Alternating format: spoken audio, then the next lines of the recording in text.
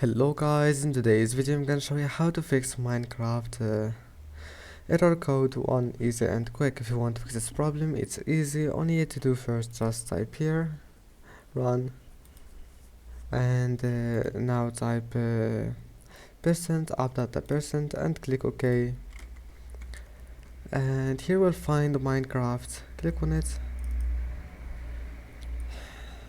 Now just scroll down until you find mods, and then now you have to delete all those files here, and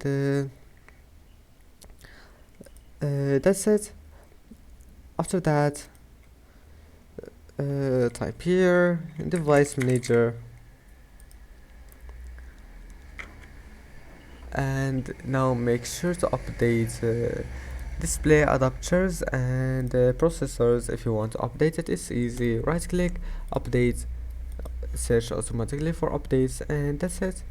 And then the next one into the last one, and I hope that can help you. Don't forget to like, and see you in the next video.